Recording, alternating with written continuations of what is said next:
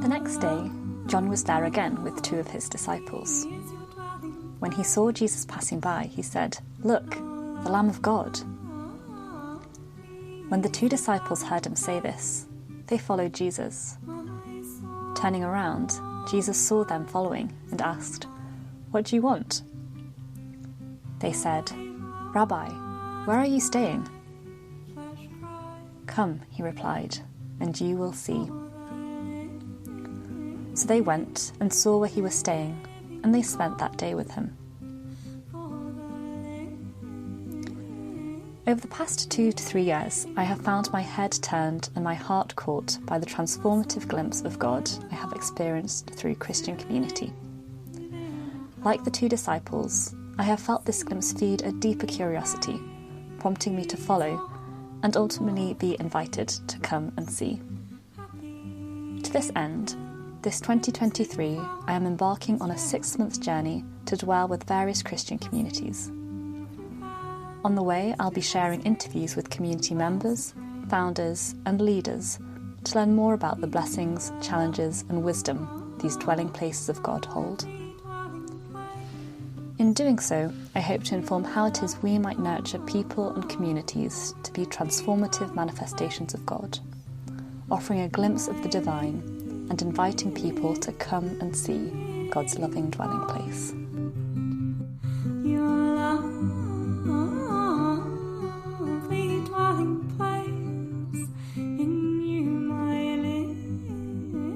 Well, my name is Caro Penney, and I have just begun as the new warden of Iona Abbey, which is a huge privilege, and not one I ever thought I would be taking part in. But I've been a member of the community for over 25 years and involved in it for a further 10 years in all sorts of different ways. So both as part of the movement, which I'll explain as we go along, but also kind of in terms of being on committees and a trustee and working in the office. And then I was a volunteer here for just over a year in housekeeping 2 years ago.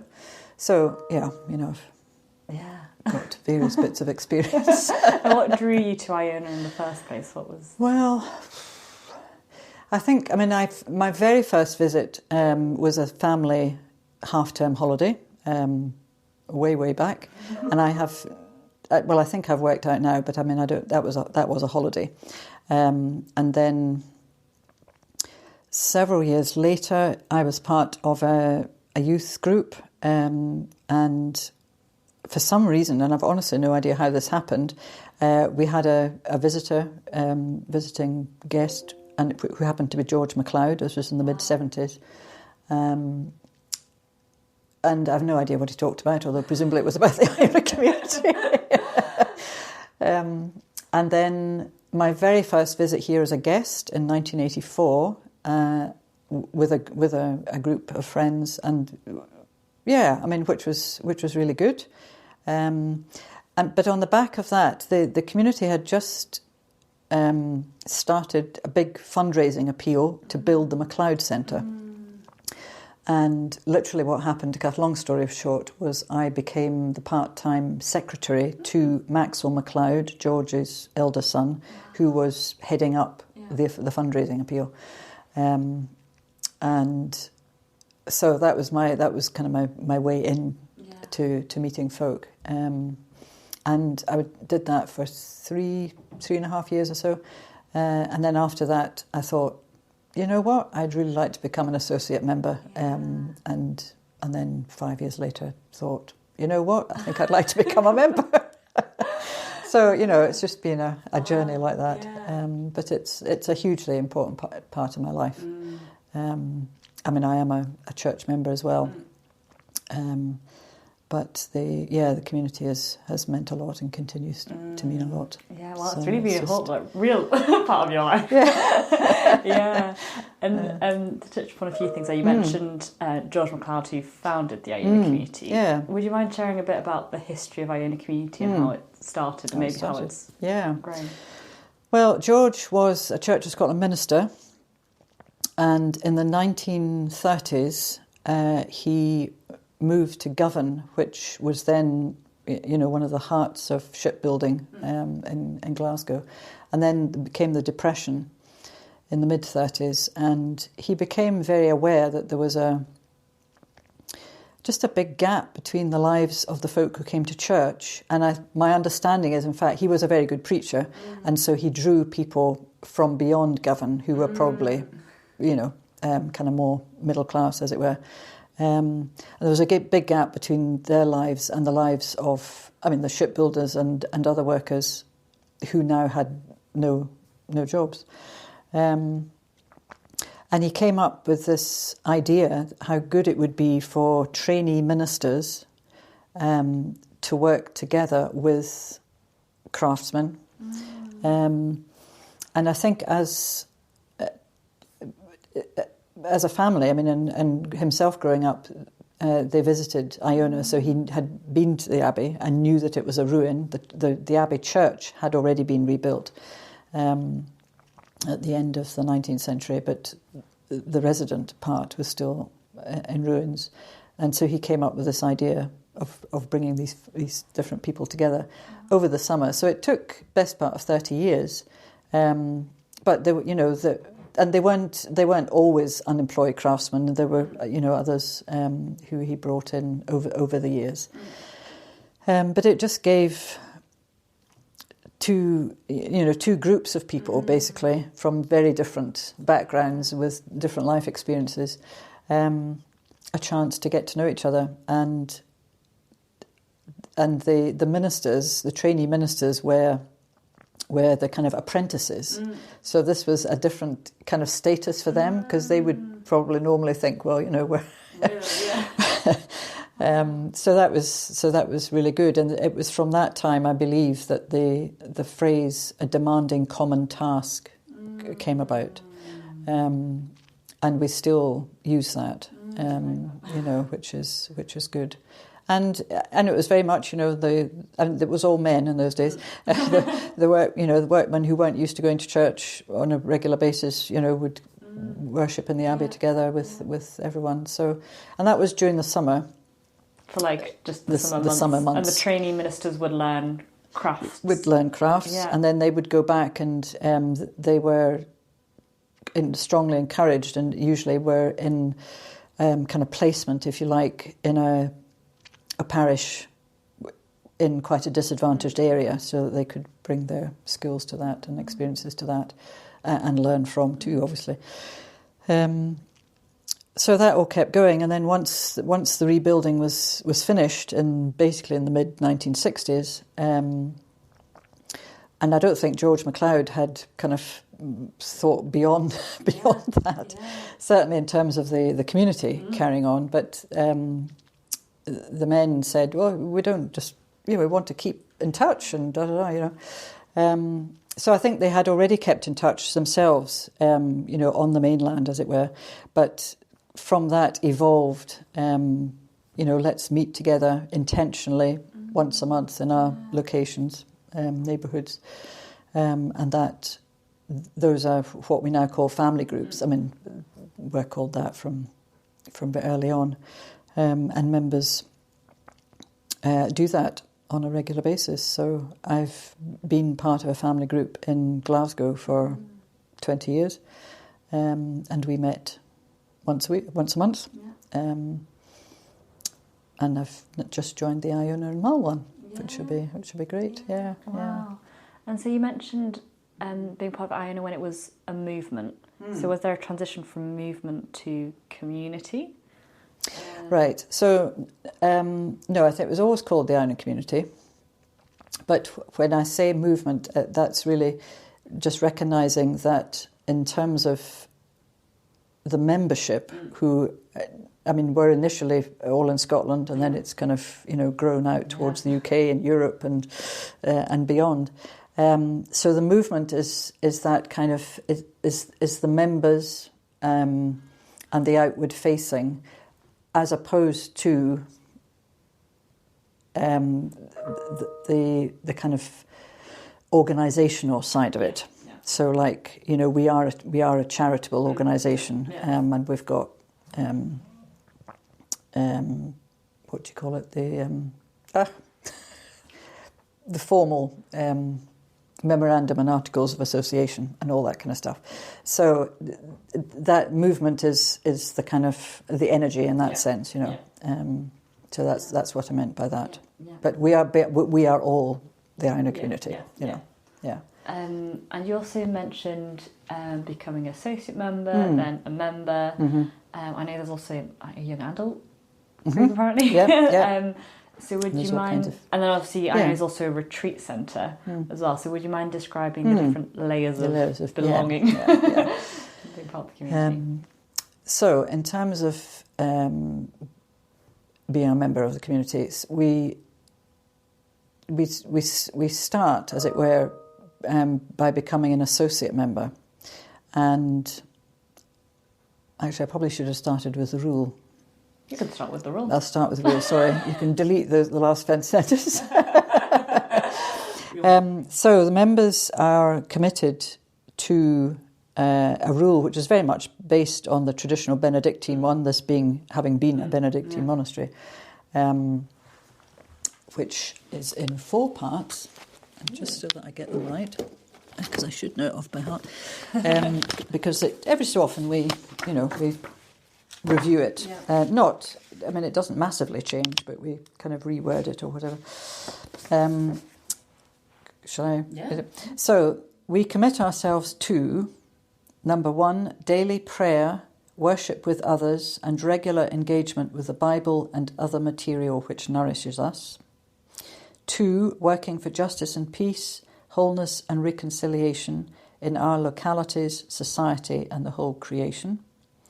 3, supporting one another in prayer and by meeting, communicating and accounting with one another for the use of our gifts, money and time, our use of the earth's resources and our keeping of all aspects of the rule. And 4, sharing in the corporate life and organisation of the community. So members not only commit to keeping that, but also accounting to each other for our keeping of it. Associate members are invited to keep the rule, but don't have to account for it. Cool. So that's the key difference. And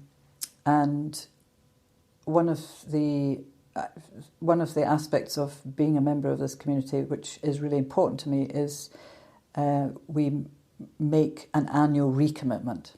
So every spring,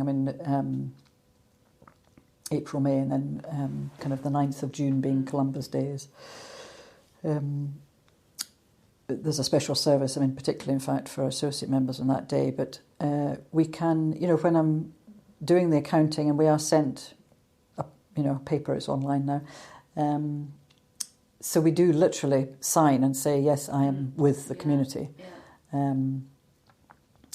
And every year there's usually a handful of members who have discerned that actually they want to step back. Sometimes they will remain as associate members, and sometimes they'll say, actually, I think the time has come to step away completely.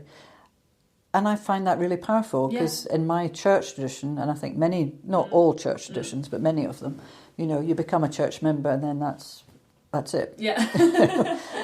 So this is a very intentional annual commitment, and that means a lot. And members meet monthly? We meet monthly. On Zoom or in person, depending, or does it change? Yeah, on the group? Obviously the whole Zoom meeting started 2 or 3 years ago for reasons I don't need to mention. And I think it's up to family groups. My Glasgow family group, they are currently meeting months about, so 1 month on Zoom, 1 month in person. Yeah. And one of the things we've found about that is about meeting by Zoom is that there are 2 associate members. If you're an associate member, you can become part of a family group. We're all committed. If you're part of a family group, we're all committed to being at the meeting 80% of the meetings per year. So it's not just something. And it's prescribed that it should be about monthly. Yes. Yeah. So it's not just I fancy going. This is part of the commitment. But we have 2 associate members in our group who are Czech and live in Prague. They came to Scotland and lived here for several years after the Czech, what was it called, mid 1980s. Anyway, with the fall of communism and all that. So we're now able, they're now able to be part. And then there's a member who lives out of Glasgow. I mean, quite a way out of Glasgow, but for mobility reasons, medical, finds travelling into Glasgow really quite difficult. So that meant that that he's able to still be part of the group. So Zoom, definitely has its plus points. But obviously, it's good to meet in person too. So. And then the young adult kind of. The young adult group, yep, that's this is new. I mean, we've had similar groups before, but this young adult group started 5 years ago, about, and was started by young people whose parents are members, and they just felt they weren't ready. They were really interested and wanted to be part of the community, but becoming a member was just not right for them at that point. So they've started this group, and some of them have been volunteers here. So I know a handful of them, and in fact, I was zooming in for a different reason, to do with the Common Concern Network, which we'll get onto in a minute. Last night, the night before. And that was great, So they meet monthly as well? So they meet monthly. They're currently, some of them are meeting every week during Lent to explore one of the Common Concern Networks, which is really good. But generally, I think it's monthly. And they're hoping this year to actually meet together in person for the first time as a huge group, which would be really good. But, we are, a kind of now older. We weren't. I mean, at the beginning, we weren't. What was it? Younger men included, but we are an older group. So it's great to have that vibe. And we've also just taken the council, the trustees, as it were, have just taken the decision that we absolutely want to make sure we have, I think, 2. Young members of the young adult group on council. Yeah, that was very good. Which is exactly what needs to happen. Yeah, and that's something that I'm also exploring in travelling communities, of the sustainability piece of communities, just otherwise the whole thing. it does kind of age, which is natural, and how intentional you have to be always. And that's not, I mean, being on council and doing all that side of it, I mean, it's a big commitment. It's not everybody's thing, understandably. But if there are 1 or 2 that would do that, but a huge learning fantastic. Opportunity. Yes, absolutely. And just being here for a few days, I've been really struck about how well the running of the community is shared between all the Iona Community kind of staff and volunteers, and how there are young people leading the worship or the announcement at meals, and just how well that is shared out. So that's really, I found that really impressive and really positive. And it makes a difference to be like, there's a young person leading. Absolutely. It's really important. And then on top of those layers of membership, there's the residential component of the Iona Community. So you have residents, is that right, who stay 3 years? So there are some of the resident group are contracted, yes, for 3 years, Yeah. and then some are either for 1 or 2 years, and then we have volunteers who come. We try and do a minimum of 3 months, and some can't stay that long, and some can stay longer. Yeah. But we are, as far as we possibly can be, a kind of equal group. Yeah. And those of us who are paid exactly the same amount, whatever our role. And that's, that's great. I mean, we just try and, obviously within, there is a staffing structure, as it were, because work-wise and so on, you need that.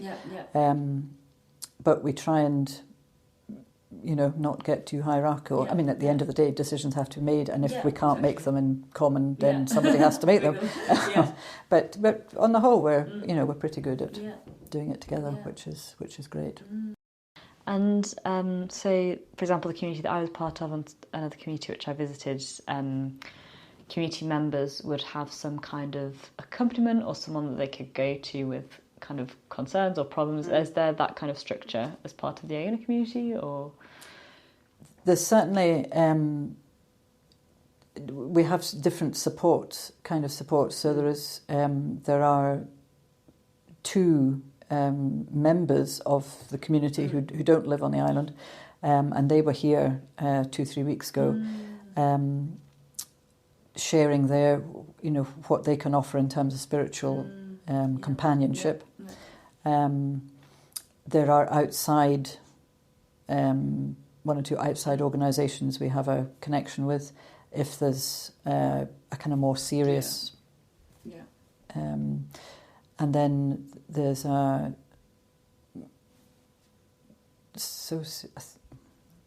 I think he's an associate member over on Mull, who comes over every so often and just talks with the staff as a group, and we kind of feedback and we can share things. So there's different.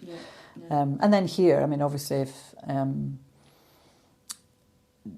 if you make particular friends with another member of the group, then so it's.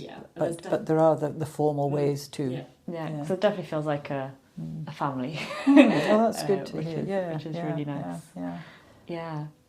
And then financially, how the Iona community works, you've got the retreat component, which I guess brings in some income, and then paid membership. Is that also how?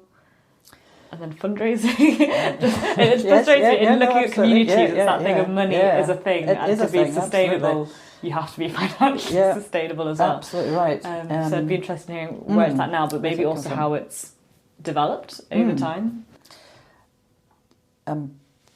Yeah, that's an interesting question. Okay, so I'm just going to pick up on the word retreat, because that's generally not a word we use.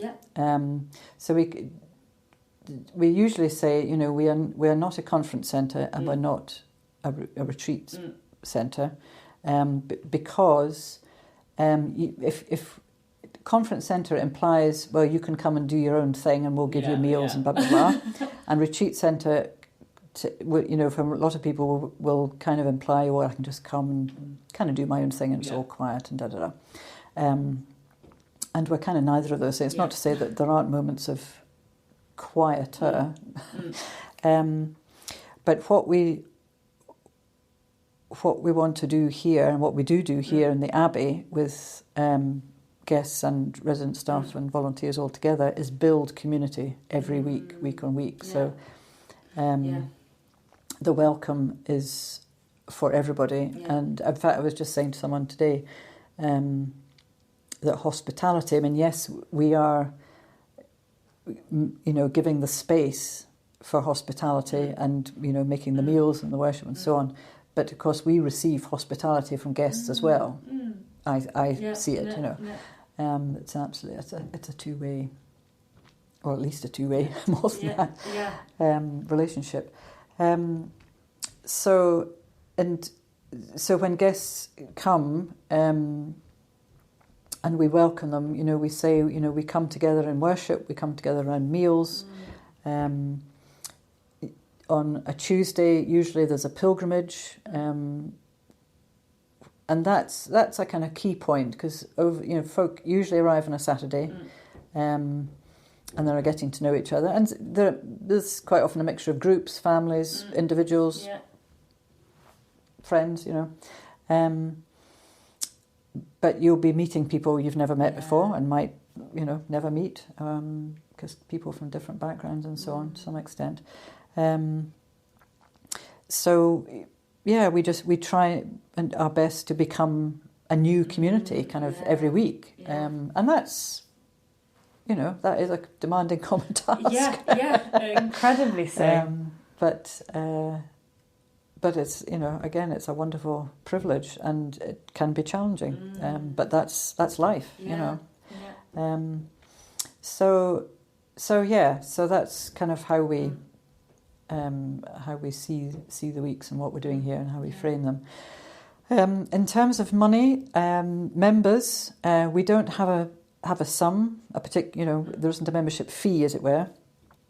But as part of our accounting for our use of money, we have a process whereby we look at our income, net income for the year. We take off the kind of the basic, the things we can't get by without paying, and then whatever's left, we basically tithe. It's either 4% or 6% goes to the community. Must be 6%, I think, goes to the community. Notice that? And then the other percent goes to your church or other commitments, And it's not an absolute, you've got to tithe. And obviously, if you can afford more, give more, and if you afford less, But it's just being honest about it. But having that as a kind of. So a lot of our income does come from members. Associate members do have an agreed amount, and some will give more, but I think it's about £90 a year at the moment. Donations, yes, obviously the income from guests, and some. Well, we do fundraising for, mainly builds. I mean, so we just in the last 3 or 4 years have refurbished the internal accommodation here in the Abbey. So those are the main sources of funding, I would say. And there'll be maybe some grant funds and so on occasionally for things. But just working for a charity, I'm aware that we're always looking out for where we can financially sustain our mission, and the kind of challenges of that. Yeah, totally. And then, do you have a special relationship with Historic Environment Scotland, with the Abbey? Is that So, just to give a little bit of history. The island used to belong to the Duke of Argyll, basically, who was a Clan Campbell. So, I mean, it goes back several hundred years. And at the end of the 19th century, the then Duke decided... It was he who set up what we call the Iona Cathedral Trustees, and they oversaw the rebuilding of the Abbey Church. And the Duke, it was very forward-thinking of him, said he wanted the church to be used by ecumenically, not by a particular denomination, because it would have been probably the Church of Scotland, which I think was very far-sighted. So the Iona Cathedral Trustees were set up, and they kind of had overview and responsibility for keeping the whole abbey in good shape, except it was a ruin. And then that just became too big a task for them. So Historic Environment Scotland is a Scottish government funded organisation which looks after lots and lots of historic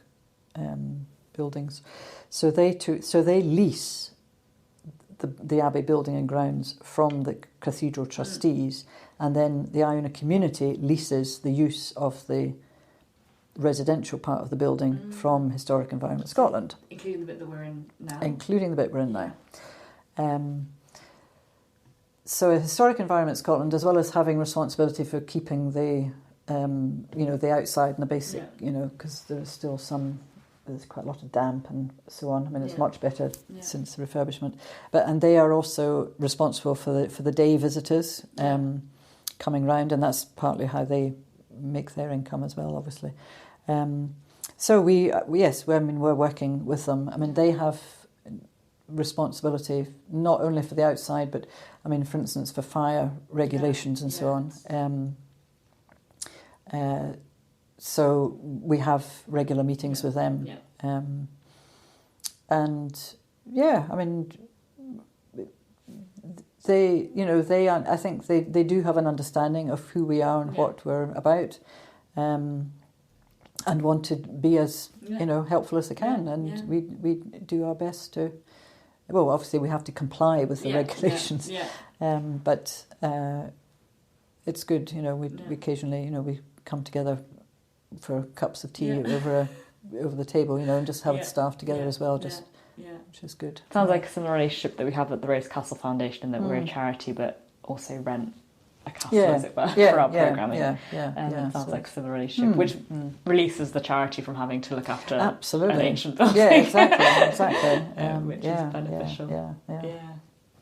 And to go backwards a bit, and going back to that element of you're creating community weekly, and that's a high level of transience to deal with as a community. Are there any kind of restorative practices or rhythms that you have as a resident community, or any ways of coping with the transience? Although, because you have a down season presumably in winter, or slightly. I think the hope the season has extended a little bit. I mean, partly because it's an income bringer in too. So we've got maybe 2 or 3 weeks before Christmas, and then we have a Christmas week, or not, over a long weekend, and then January is downtime, and then February we're kind of back up and running and doing training and so on. I think, what you're saying about in terms of rhythm, and we do have weekly meetings, and that is about reflecting on the week past, challenges as well as the good aspects of it, and then thinking about the week forward, but also being, I mean, as you hint, I mean, just being honest with each other. In the staff, the residences, because not very few of us actually live in the Abbey, and we have 1, 2, 3, 4 other buildings where the resident group live. You're cleaning my windows. Cleaning windows, exactly. I know them. So informally, in that sense, and then John, who comes over from Mull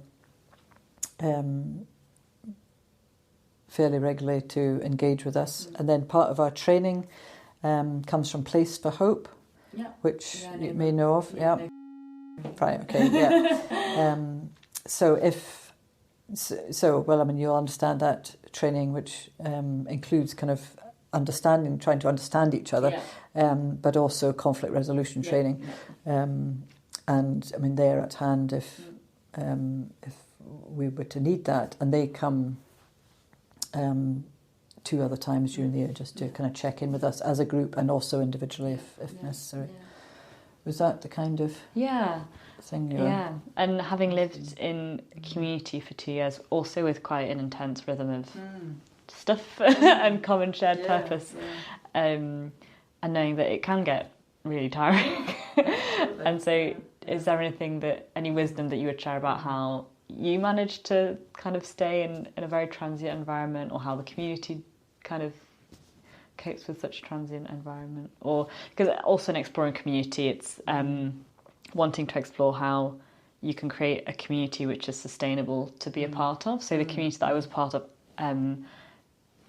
most people stay as a resident part of the community for 2 to 3 years maximum, and after that, it's natural to move on after that point. It makes sense from the community's point of view as well, but also it would be hard emotionally and to stay much longer just because of the intensity of it. So I'm thinking about how is it that you create a community where potentially people can stay longer if they want to.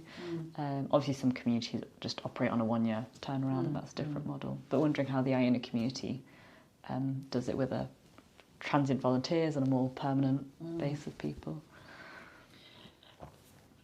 I mean, that's a good question, and in some ways I haven't been here in this role long enough to really to be able to answer that.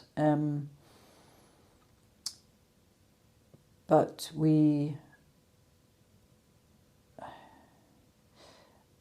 well, as I say, we're all here for different lengths of time.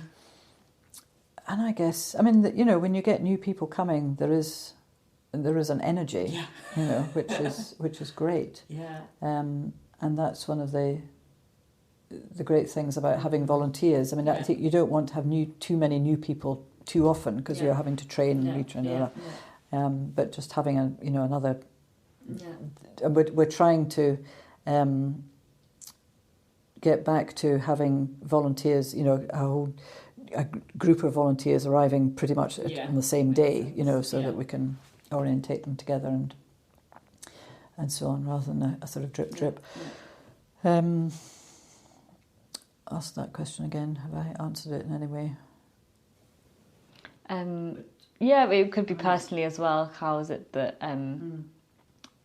you feel like whether there is anything that you find particularly grounding within dealing with the transients, or?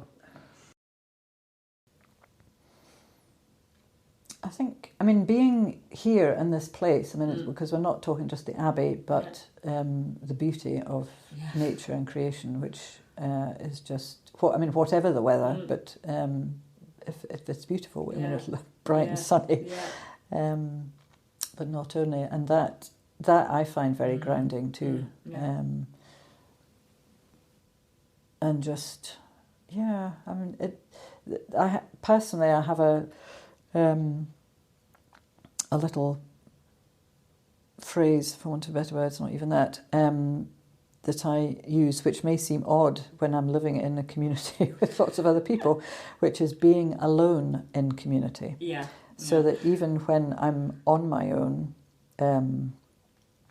because the warden gets a flat to themselves, which is very embarrassing, but it's quite nice too. So even when I'm on my own there, I know that I'm and not only part of the resident community here, but part of the wider community everywhere. And so another part of that is the grounding is our daily worship, particularly our daily morning worship, because that is very much the same. It's not identical, but it's 90% the same as the in the worship in the prayer book that members have. So that every day we're using the same prayers and we're praying for members and associate members. And I just think, wow, that is, it is awesome. But it's also very grounding. I feel the same with my community back in Cambridge. We do Compline on Zoom on Mondays, and so wherever I am, zooming in, it does just you're part of it. It's really beautiful. Absolutely. I realise what I haven't mentioned at all, which is very embarrassing. So if you could cut this bit out the podcast and put it much earlier, that would be. No, it's all good. Is that living here, we have, as well as our work, so, if you're on the kitchen team or housekeeping team or work in the shop or the maintenance or sacristy, setting up for worship and musicians programme, and that is a contracted job with a job description and so on, but we also live what we call the common life. So that is about, so leading worship is part of the common life. It's not part of your contracted job. And yeah, I mean, as you kind of live together in your residences, we have what we called a meal chair. So somebody kind of at the beginning of each meal will say what the menu is, welcome people obviously, and have grace, and then announcements at the end as well. So some person doing that is part of the common life. And that also can be, and leading the pilgrimage, because some members of the resident group will lead the pilgrimage. So that is also can be quite demanding. And as I say, that's, your contracted work time is 35 hours a week, and the common life is on top of that. So we also have to make sure, and we make this very clear, that we have to look after ourselves. But those two elements of being here are also really important to see, to understand as being of equal importance. And I think one of the things we're learning, and I hope are going to do, is that I hope I'm not speaking out of line here, so I'm speaking on behalf of myself. But what I would love to happen, and I'm hoping it will do, is that when we advertise jobs here, as well as the first thing the first thing you do is you say, you learn about being part of the resident group and the common life, and say, this is something I really feel drawn to. And then kind of almost as part of that, or part two is, so I'd love to work in kitchen. So that's the next bit, rather than you apply for the job and then sort of think, so there's all this other bit about it as well. Do you know what I mean? And I feel like that makes sense to me, and that feels like the right way, because community is a calling. Absolutely, really. exactly. And I really like the distinction between the contracted hours and the common life, because this is also a question I had, is that I know, having had quite an intense degree and then having worked in quite an intense job for a while, my coping strategy, and being in a generation who's just worked from home, I've had to put very firm boundaries around what is work and what is life. And I get very strict with myself, but I've done my contracted hours. Whilst in community life, when it's volunteering, I find it a lot easier to give almost and to receive, because it's like, it's volunteering, no one's counting, I'm not counting. And I was wondering how it would play out in a community where you kind of also got a contracted job. So I quite like the distinction of, this is what you're contracted to do and this is what you're doing, but as part of the community. I find that really helpful. I think that is important, because boundaries are important in that sense, because it's very easy just to say, yes, of course I'll do that, and just burn out, basically. And that is so not what we want to say. I mean, to state the obvious. But it can happen. Yeah. And then I'm also really interested about the Wild Goose Resource Group and how that developed, because the prayerful resources around the Iona community are just amazing and phenomenal. And you can see that's really established, and there are multiple worship books. And so how did that kind of... So that all came about in the mid-1980s. And John Bell, who was then, he worked as a youth worker for the Church of Scotland. He was ordained minister as well. But I think he and Graham Moll, who was a key part, I mean, John and Graham sadly died far too soon, 3 or 4 years ago.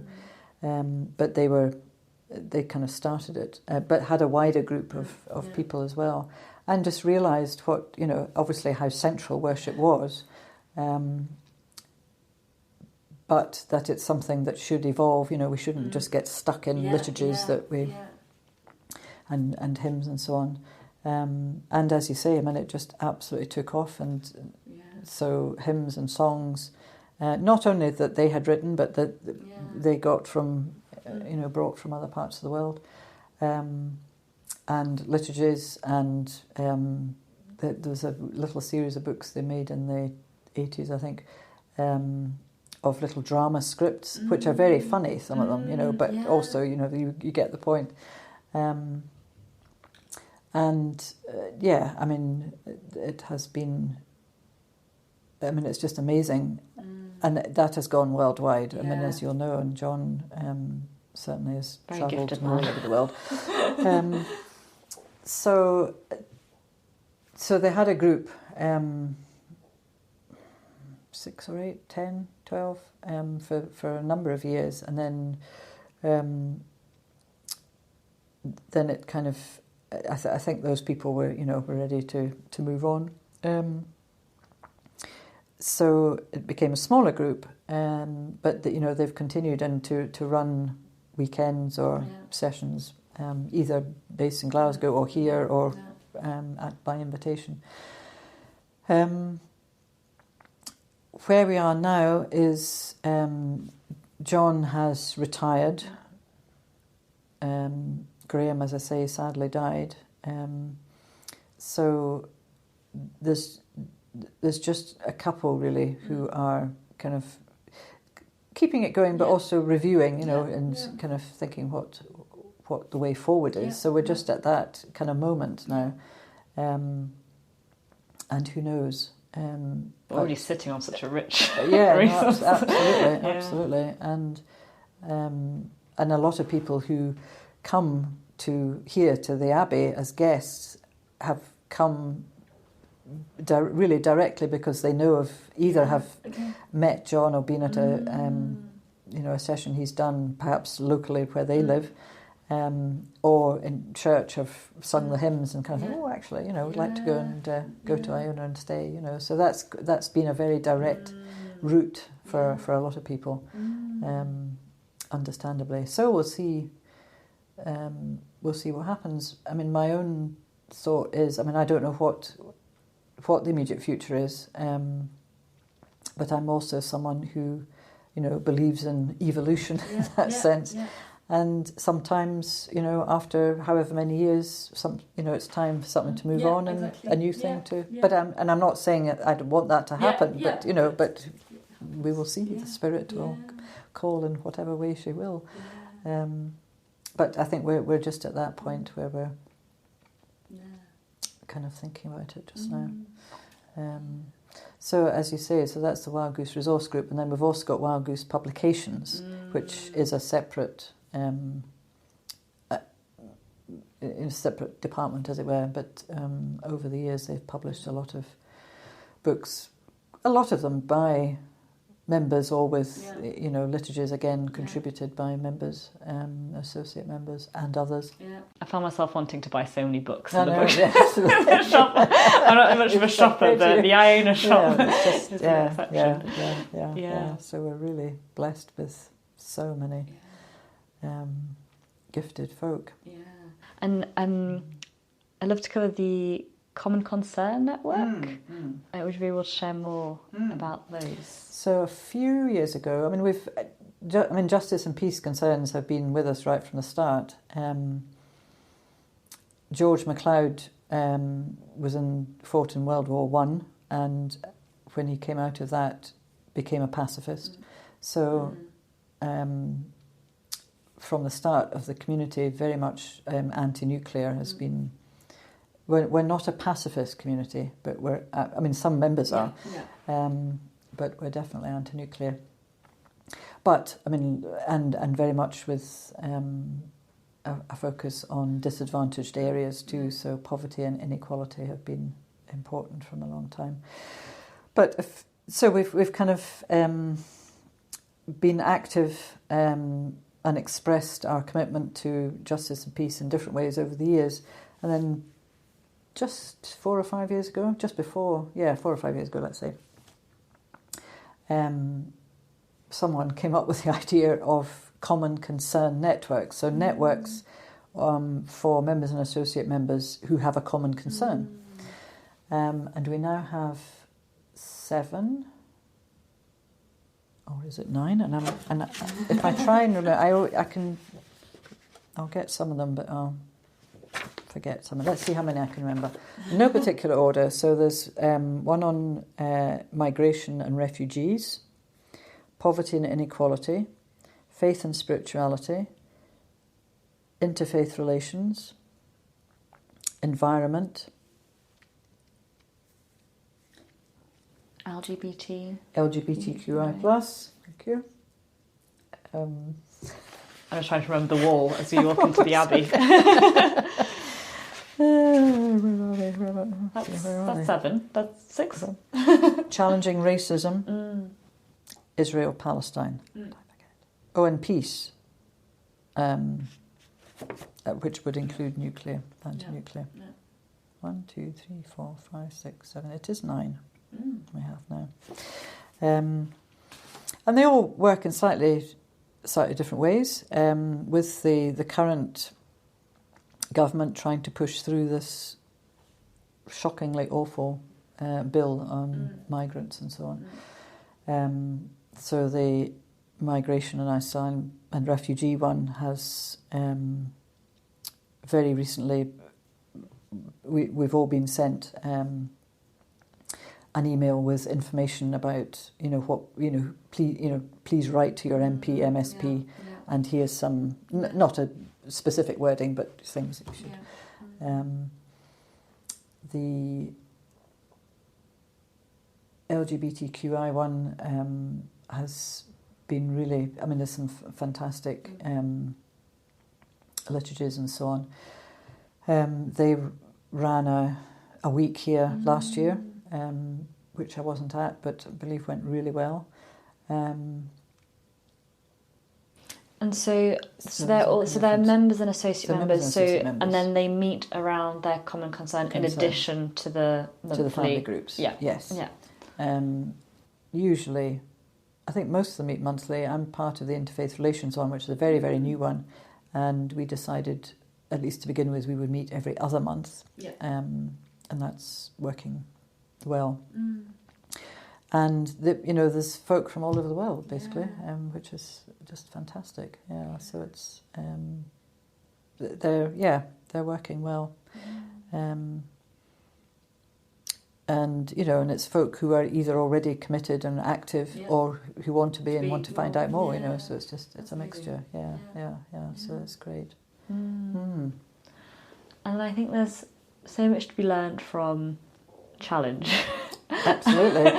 And so I'm wondering whether there have been any particularly significant moments in Iona's history which have been particularly challenging, or what maybe you experience as challenges which the Iona community currently faces or has faced, which stand out. I guess, before my time, but one of the challenges in the 60s and 70s was that membership was only for men. And many of them were married, and their wives, particularly in terms of the monetary accounting, just kind of felt, well, excuse me, it's me that's spending the money on the household stuff, as it were. So, I think that took a year or two, but I think it was 1971 or 2 when I think there had been one member who was a woman in the 60s, but it was opened up to women in the early 70s. So that was a big and good, obviously, change, but had been a challenge. I think our challenges just now are that we are still absolutely majority white, privileged, and we really, the challenging racism common concern network is also a new one. But we really want to diversify both our membership and our guests. And that's, I mean, that is a challenge, a good challenge. And, you know, it's not going to happen overnight, but it's something we have to actively... I always remember last year there was 2 groups who knew... The 2 ministers knew each other from churches, one in Manchester and one in London, of Black and Asian heritage, who came, which was brilliant. And the 2 ministers got together with some of the staff and just raised all this. And I can remember, I wasn't the only one, but I said, I know this is really good. I just want to listen to you. Yeah. And by the time we got round the circle, and one of the ministers said, but I don't want you just to listen. I want you to do something about it. And I'm thinking, that's what I meant. Yes. But he was absolutely right. Listen and take action.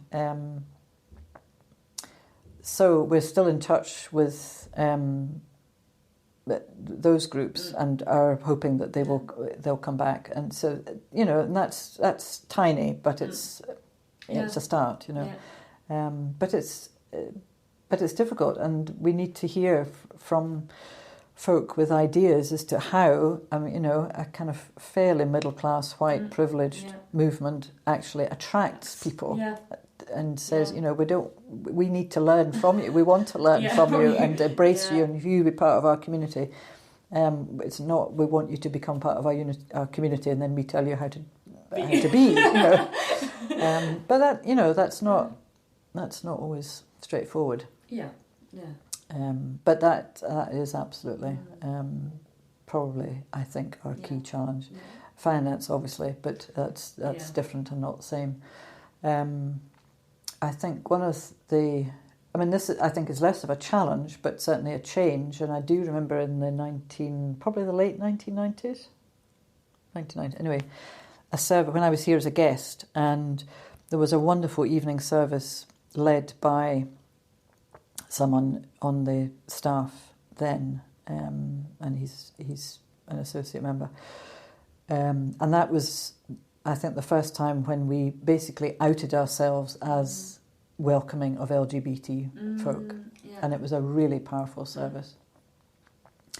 And since then, and even much more recently, we've become much more alert to not only LGBT but trans folk, and the whole question about pronouns and non-binary, and that has been, I mean, that was happening when I was here volunteering 2 years ago, and that's just been fantastic, and has been a real privilege.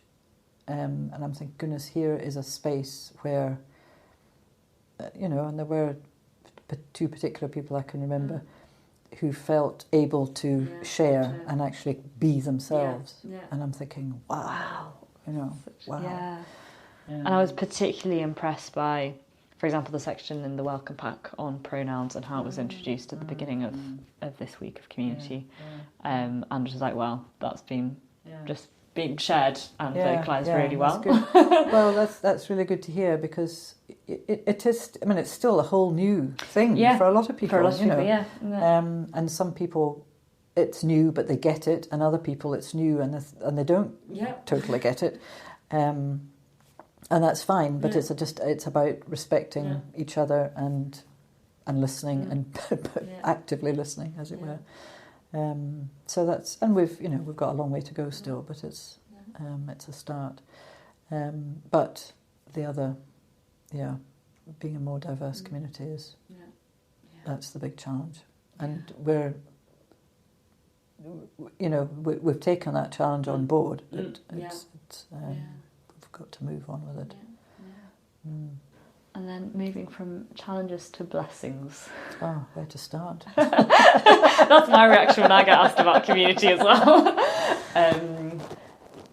If any of them jump out, and if not, I kind of have been closing off these conversations with, the name of the podcast is called Dwelling Place, and for me there's a sense in which God is everywhere and I experience God in many places, but there's something special about how God manifests himself in community and through people and through people. And so I'd love to ask you, how is it that you've experienced God in life and community in Iona? How long have I got? As long as you wish, probably until dinner. I don't know. Well, I mean, I'll start by just really going back to what I've just said about, folk who are transgender and non-binary being here and able just to be themselves and be quite open and honest about that. And that has been a huge blessing. That's been a huge blessing.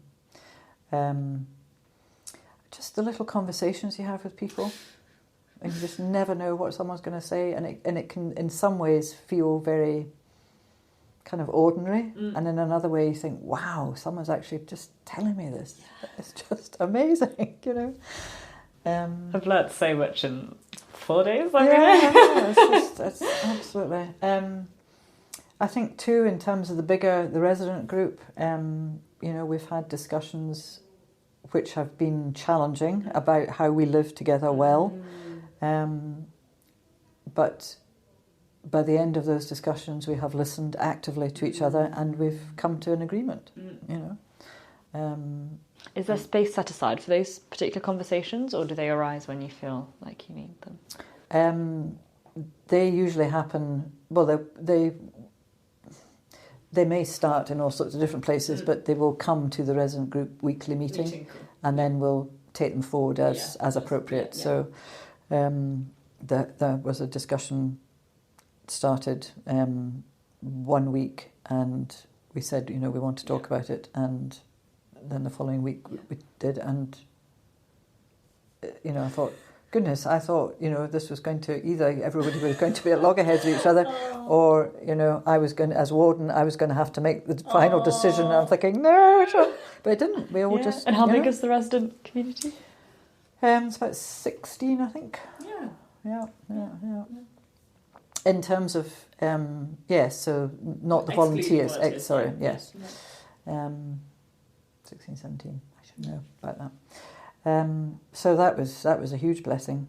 And you feel stronger after that, don't you? Yeah, absolutely. You think, wow, this is what community is about,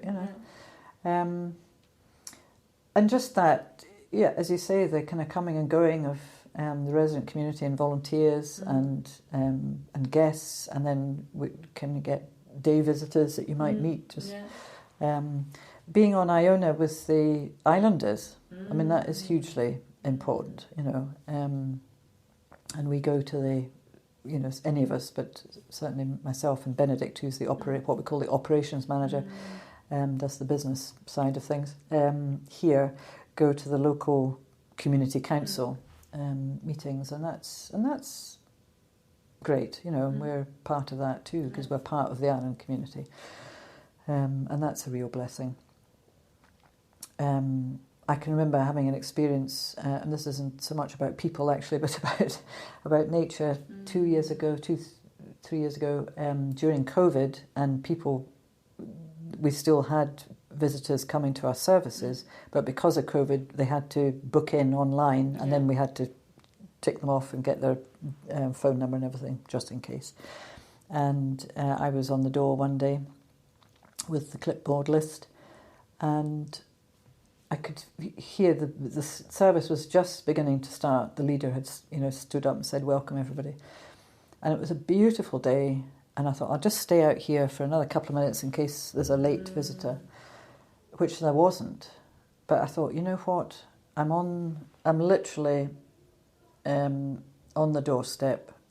The worship is happening behind me. I feel part of it, but I'm just going to gaze at the beauty and the blessings of God in that, and that was just a kind of wow, and that was a real blessing. So you just never know, and just having, as I say, conversations and worship can be a real blessing.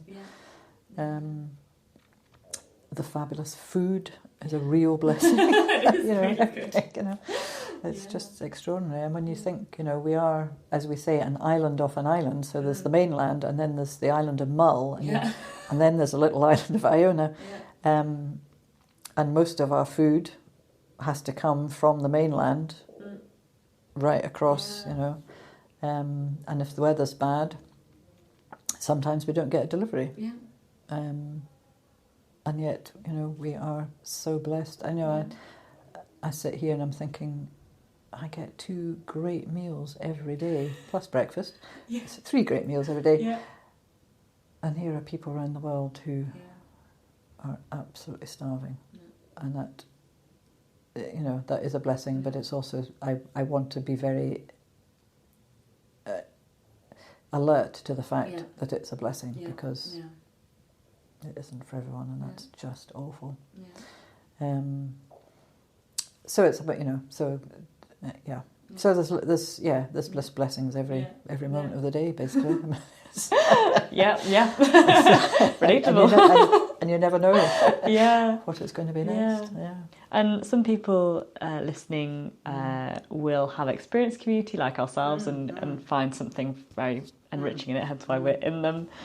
Some people have a curiosity around community. Some people kind of are just entering it through my travels. Yeah, absolutely. What would you tell people about community? What's the one thing you'd want to say about living in Christian community in terms of what it's brought to you, maybe, or your faith? I think for me it's, I mean, we are all human beings, and for me that's actually that's what binds us even before or for me I think even before my faith. It's seeing it, and you know, just holding hands almost sometimes literally with other human beings. And obviously our faith does bind us as well. But living together and it's you discover so much about yourself. Yeah. Not always things you want to know. And it's risky. It's very, you know, it is a very a very vulnerable way to live.